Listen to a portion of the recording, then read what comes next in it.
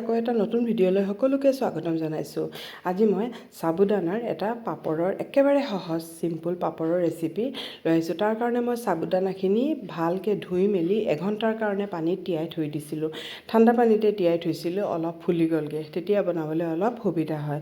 আৰু মই এইখিনি এতিয়া এটা চচপেনত এইখিনি মই ঢালি দিছোঁ। চাওকচোন, এইখিনি পূৰা ফুলি গ'লগৈ। মই আধা কাপ সাবুদানা লৈছোঁ আৰু ইয়াত মই 2 কাপ পানী দি দিম।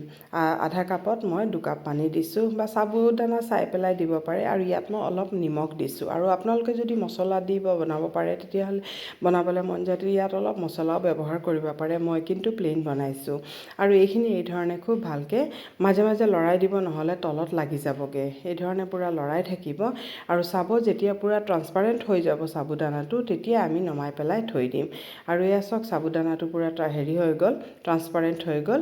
আৰু এতিয়া মই এইখিনি নমাই পেলাই অলপ মই ঠাণ্ডা কৰি লৈছোঁ, কাৰণ তেতিয়া অলপ ঠিক হৈ যাব। কাৰণ পূৰা গৰম পূৰা পানী হেৰি হৈ যায়, সেইকাৰণে অলপ ঠাণ্ডা কৰি লৈছোঁ। আৰু ইয়াত মই অলপ ফুড কালাৰ দি দিছোঁ। এইটো অপশ্যনেল হয়, মই অলপ ফুড কালাৰ ব্যৱহাৰ কৰিছোঁ, পিংক কালাৰ। আৰু অলপ ব্যৱহাৰ কৰিব লাগিছিলে, কিন্তু মই অলপ কমেই ব্যৱহাৰ কৰিছোঁ। আৰু এতিয়া এইখিনি খুব ভালকৈ মই মিলাই লৈছোঁ। ফুড কালাৰ ব্যৱহাৰ নকৰিলেও হয়, টেষ্ট একেই থাকে। যদি প্লেইন আপোনালোকে হোৱাইট বনাব বিচাৰে তেতিয়াহ'লে হোৱাইটে বনাব পাৰে। আৰু দেখিছে নহয়, এতিয়া পূৰা ঠিক হৈ গৈছে। প্ৰথমে পূৰা পনীয়া যেন আছিলে, এতিয়া পূৰা ঠিক হৈ গৈছে। এতিয়া মই এখন খুব ডাঙৰ থালি এখনত তেল লগাই পেলাই থৈ দিছোঁ। এইখিনি পূৰা তেল লগাই লৈছোঁ, তেতিয়া মানে এইটো লুটিয়াওঁতে ভাল হয়।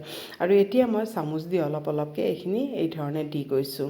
এয়া চাওক, এইখিনি চামুচ দি এই ধৰণে দি গৈছোঁ। আৰু দুদিনতে খুব ধুনীয়াকৈ একেবাৰে পূৰা শুকাই যায়। আৰু এইখিনি পূৰা ৰ'দত দি দিম। আৰু প্ৰথম এদিনত এইখিনি ওপৰখিনি খুব ভালকৈ শুকোৱাৰ পিছত পিছদিনাখন ধুনীয়াকৈ এইটো লুটিয়াই দিব।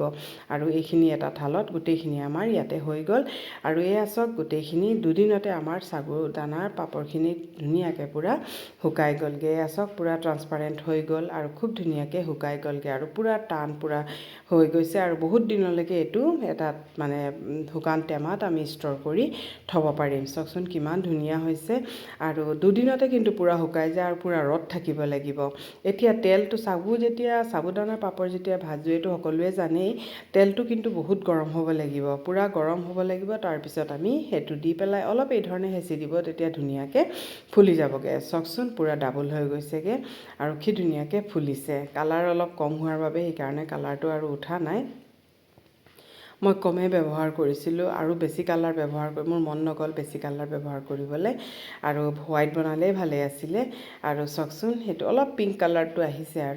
আৰু এতিয়া সেয়া মই পাপৰ এখন, চাওকচোন কিমান ডাবল চাইজ হৈ গৈছে, কিমান ধুনীয়া হৈছে। মই আৰু এখন দি পেলাই দেখাইছোঁ। এই ধৰণে গোটেইখিনি মানে মই ভাজি ল'ম। এয়া চাওক, 2-3খনমান ভাজি ল'ম আৰু যিমান দৰকাৰ হয়। আৰু চাওকচোন কিমান ধুনীয়াকৈ ফুলি যায়গৈ। আমি ঘৰতে যদি এই ধৰণে বনাই পেলাই ৰাখোঁ পাপৰ, ইয়াত একো বস্তু মিলোৱা নাই, অকল নিমখ আৰু সাবুদানা, এই আমাৰ দুইটাতেই হৈ যায়গৈ। কিমান ধুনীয়া পাপৰ হৈ গৈছে। আৰু এয়া চাওক, কিমান ফুলি পেলাই ধুনীয়া হৈছে। আৰু এতিয়া মই এইখিনি পূৰা মানে ভাঙি পেলাই দেখুৱাম। আৰু পূৰা মচমচীয়াও হৈ গৈছেগৈ। এয়া চাওক, এটা মই ভাঙি পেলাই দেখুৱাইছোঁ। এই ধৰণে চাওকচোন, পূৰা একেবাৰে মচমচীয়া হৈ গৈছে। চাওকচোন কেনেকুৱা লাগিছে।